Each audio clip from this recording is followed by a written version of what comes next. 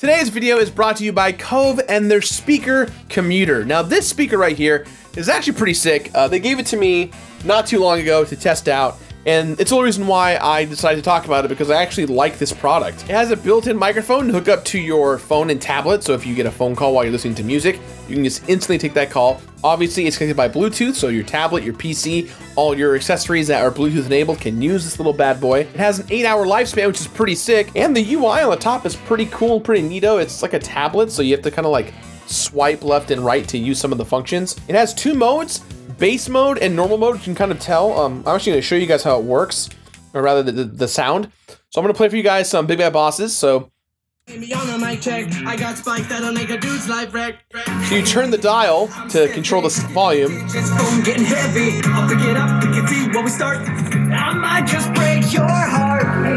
This is normal mode. We're going to go into bass mode. That's pretty freaking good. Pretty tight. So stay out of my way. You know what? Don't. It's water resistant, it's portable. The whole point of this thing is that if you're going anywhere, whether you're going for a run, you're going camping, anything, anytime, anywhere, you can use the commuter to your liking. It's a pretty cool and compact speaker, and the cool thing about this too is that it's got a great subwoofer built right in to the hardware. So I've been talking to the guys at Cove, and they agreed to do this cool special promotion, limited time, just for you guys. If you go to covespeakers.com/JK65, you will actually save 65% of your money, of the retail value of this bad boy, just on checkout. So there you guys go, 65% off. All you have to do is go to covespeakers.com/JK65, and it will automatically take the percentage off for you. So again, covespeakers.com/JK65. And if you don't want to type all that stuff in, there's a link to that in the description box down below that you can go ahead and click. Thank you to Cove Speakers for giving us this opportunity, and enjoy today's video. It's time once again to revisit an old top 10 that I did in what I call the Dark Ages. I admit there are some similarities in my choices this time around, but this is a fresh take nonetheless. This topic is so devilishly delicious that I need to sink my teeth into it once more. Great villains are the true driving force of any good game. My favorite villains usually have a blend of traits including justifiable motivation, overwhelming power, a lust for more of it, an army of henchmen, no humanity or empathy, and true unbridled selfishness. This strange list is a combination of my favorites, and the ones that I hate the most. So today, welcome to my top 10 video game villains. This evil assortment is mine and mine alone. Let me know which villains would make your list in the comments down below. Let's begin.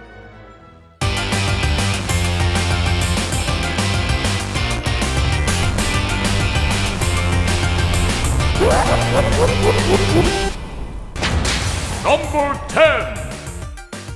I'll preface with this. I don't necessarily understand the appeal of the Animal Crossing games, but there is one character that truly, deeply drives me up the wall, and that villain is Tom Nook. This creeper can pounce anytime you leave your home. He badgers you about your outstanding house payments, and he is a total tool about it. He has no redeeming qualities. His only hobbies are seeing people suffer if it makes him money. He's not even a good freaking role model. He absolutely loves to keep you in debt. And when you finally pay off your debt, well then you absolutely must expand. And when you pay that off in 3 literal months, maybe you should buy an island in the Bahamas that was previously owned by Pablo Escobar and throw a party for only rich people. That will only cost you 900 more hours of damn gameplay. Your hard work is rewarded with more hard work. Almost as if completing a game rewards you with another week of completing another game forever. Which brings me back to my full point. Tom Nook is a motherfucking asshole, and is one of the worst video game villains of all time. Number 9. It's been some time since I've played a game involving the Queen of Blades, yet her story, character arc, and true badassery is unparalleled and sticks with me till this day. Starcraft's on-again, off-again hero/villain/anti-hero is probably one of the best written villains of all time. She starts out as a promising young ghost with extra potent psionic abilities. After her rescue from brutal experimentation, she wanted to fight for good people, and she trusted her rescuer, Arcturus Minx, the man that would ultimately lead her to her doom. Sure, she did kill his father, but still, that's cold-blooded. Luckily, or unluckily, the Zerg Overmind saw an intertwined future with Kerrigan and cocooned her and, I guess, tampered with her DNA, thus Zergifying her into the Queen of Blades, complete with some nice stilettos. Over the course of many battles, she grew empowered to the point that she held dominion over the entire Zerg race. She then got captured back, turned back into a human, and then sought vengeance for the rumored death of Raynor, who she loves. Then she got re-Zergified again. At this point, you think she'd be pretty messed up in the head. She loves Raynor, but they are sort of enemies. Not really. She's enemies with Zeratul, but sorta not really. Eventually, anyone left during StarCraft 2's plot band together to fight off the powerful hybrids. So they're all basically friends in the end. It's weird and deep and confusing and clustered, but damn if it isn't a whole hell of a lot easier to understand than Kingdom Hearts. Number 8. A franchise with perhaps one of the most hyped theme songs ever is Mortal Kombat, and that series continues to be a mysteriously successful blend of brutally graphic carnage, magic, martial arts, and titillation. Even though many of those early cutscenes— Garrick, this is not a brutality, this is a fatality. And those cringe-tastic films— The merger has begun. Earth is under attack, and it is glorious! were cringy, they did not deter the millions of people from the Mortal Kombat games. To top it all off, it's notoriously difficult. And the badass of them all is the Emperor of the Netherrealm, the one that refuses to die, Shao Kahn. This Thor Skeletor Samurai hybrid has a hammer of death, powerful green magic, and a really brutal shoulder tackle. He basically uppercuts his enemies with just his knee. Shao Kahn's lust for power would presumably be his downfall, but he just keeps coming back. And he's back for Mortal Kombat 11, probably after being judged by the gods, that is, if the story picks up from the last game. He's been beaten up so many times, but his pride still holds steady. He knows no humility.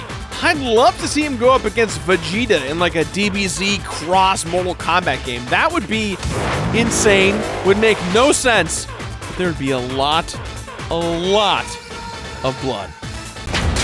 Number 7. A truly unsung villain that's earned a spot in Smash Bros. As of late is King K Rool. He's the full package. He's a big boy, he's got the fashion sense, he's confident as hell, and his arsenal is very unique. His crown isn't just fashionable, it doubles as a crown ring that gets right to the point. As far as I'm concerned, he's the true king of the jungle. Scratch that, I mean, more like the pirate king of the jungle. He plays a freaking pirate captain in DKC 2. His pirate swag and blunderbuss makes him 10 times more badass. He is by and large my Kong Sona. He even dons a pro boxer ring name in DK64. King Crusher K Rool brings the pain with boxing gloves that mean business. After all this, you may falsely assume he is all brawn, but oh no, matey. King K Rool's got the smarts. He knows all too well about that fourth wall as well. He checks in with the player over and over. Being a video game villain must be his day job. I'm pretty sure King K Rool is real. And to think he was almost named Crud and resembled a space crocodile Thanos. Number 6.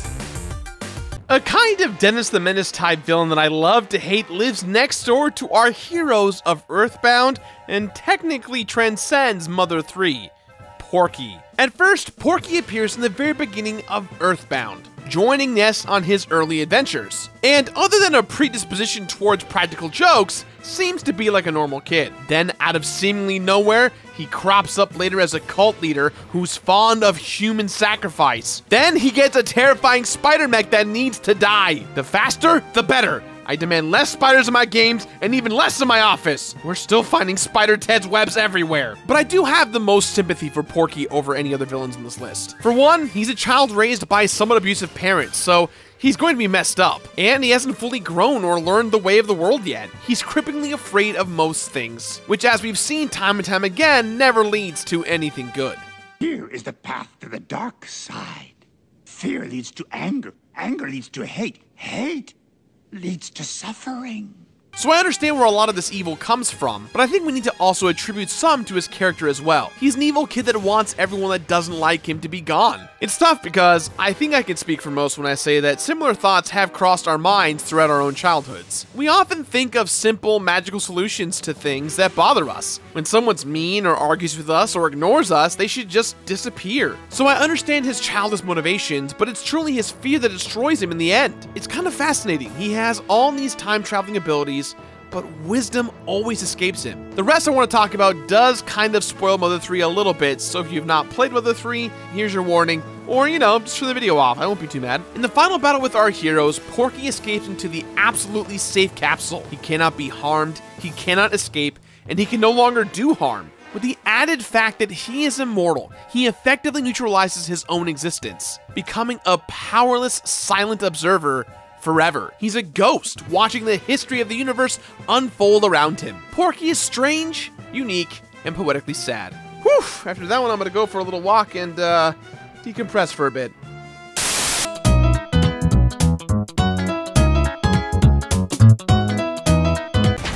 Number 5. Now, I have talked about this guy to death. I've included him in my boy band. I've killed him many, many, many times, but Sephiroth is still one of the greats. He can almost say nothing and tell so much. He exudes evil from every pore. Spoiler incoming, he rips the sweetest, most innocent girl from the universe without batting an eye. He is, in essence, a monster. What makes him great is that he's cool, calm, intimidating, and somewhat handsome to boot.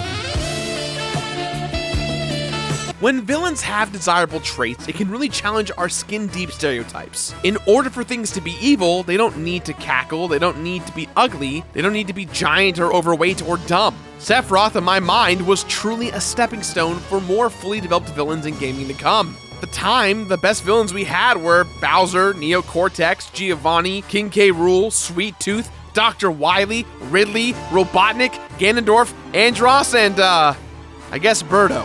Villains that broke the mold were few and far between. That moment where he kills a main party member caught kids everywhere completely off guard. And this person that he killed was our healer. I invested so much time into her to make her strong, and then, poof, she's completely gone. To be killed by Sephiroth. Did Square know they were going to break millions of people's hearts? I can never forget. And while people will claim that it's overrated, blah, blah, blah, blah, blah, whatever, you know my piece, I'm saying it. Number 4. Another member of the Villains with Style Club is Resident Evil's very own Albert Wesker. As Umbrella Corporation's poster boy, he doesn't just have the looks, he's got the brains and the superhuman power. One of the most compelling aspects of Wesker is that every moment he speaks, I have to expect him to realize and understand the error of his ways, but he never does. He's human. He's smart. He must have some inner humanity somewhere. It's so gripping to imagine what is possibly going on in his head. You never quite know what he's going to do next. I'd say that's mirrored in his fighting style. He moves so fast that you can barely read his movements. You really have to be in your top form to fight Albert Wesker. The writers did a pretty good job of making the player want to know more about Wesker's motivations, desires, and personality. While towing the edge of good and bad, he equally toes the line of sanity. His superpowers really don't do him any favors in the holding on a reality department either. His silent but explosive actions threaten a complete freakout at any moment. That's another element of what makes him so alluring. He commands your attention and respect. He never changes his ways or goes crazy, aside from, you know, injecting himself with multiple viruses. Number 3.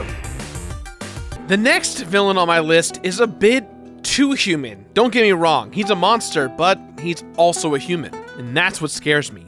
The character David from The Last of Us is a brilliantly bad dude. What's even scarier is that he excels at seeming so genuinely nice. Despite him knowing what Joel did to a dozen of his men, he keeps up pretenses with Ellie, and that is some Ted Bundy stuff right there. Ellie is still very untrusting of everyone, because, you know, it's a post-apocalyptic world. Nonetheless, she leaves enough breadcrumbs for David's band to find her in Joel's hideout and, in turn, capture her. And things start to get real dark with evidence of cannibalism, suggestions of sexual intent, and death, of course. It's very sick. The apocalypse has a very profound effect on the human condition. Joel is not like David in a lot of ways, but if you want to consider what Joel's done, he isn't a whole lot better. He murders countless men throughout the game, and Ellie looks up to him and learns to live life the same way. It's unsettling to see how creatures, monsters, and villains all interact in The Last of Us. There's no rules, no laws, and in this dog-eat-dog world, morality vanishes. And that is what makes David so scary. He represents so many more out there. Can every human sink so low? How much or how little holds people back? Maybe I'm better off not knowing. Number 2. You'd probably assume that I wouldn't have a character in my top 10 sidekick lists on my top 10 villains list as well, but what can I say? GLaDOS fills many roles. She's an AI with a god complex. She thinks so highly of herself and so little of everything else. But what really gets on my nerves is every little condescending comment, every little insult, every little snide remark, every little backhanded compliment. GLaDOS is the master of insults. Look, we both said a lot of things that you're going to regret. And frankly, it's quite motivating. Portal basically plays itself in how much I have to prove GLaDOS wrong and make her eat all her own words and regret everything she's done. The sad part is, she's still just a thing, and she can't learn humility, she can't change, and it's still so satisfying to conquer all of her challenges and go against her wishes whenever I possibly can. I still remembered fondly when I completed this game for the show, and I can't wait for New Game Plus. It's right around the corner, GLaDOS. I'll re-avenge the Companion Cube so hard, and I'm sorry for what happened to you, Companion Cube. I love you. I miss you. Number 1. My final and favorite villain comes from the penultimate episode of The Completionist and my favorite Final Fantasy of all time, Final Fantasy VI. Kefka, prominent soldier turned magic-infused clown, is one sadistic motherfucker. The soundbite of his laugh alone will forever haunt me and send chills down my spine. Now here comes some spoilers, but only because I want to show you how evil this guy truly is. He poisons drinking water, he relaxes to the sound of millions of people screaming in agony, extinguishes human life by whatever means necessary, literally destroys the world, and honestly, listen to that laugh. Can anyone ever forget it? He's one of the most successful villains in gaming. This dude said, "I'm going to end the world," and he fucking did it. In the end, Kefka is a beautiful wildfire that sweeps across the land, and yet life, love, and hope endures and grows again despite his global destruction. He succeeds and eventually fails at the same time. Kefka truly is a tragically magnificent villain, only helping embrace that Final Fantasy VI storytelling is breathtaking inside and out. So, those are my top 10 villains once again. I hope you enjoyed today's episode. Let me know what your favorites are in the comments down below. Let me know why I'm wrong. And as always, guys, you are all awesome. Thank you for supporting us. Thank you to our sponsor for today, and we'll see you guys next time.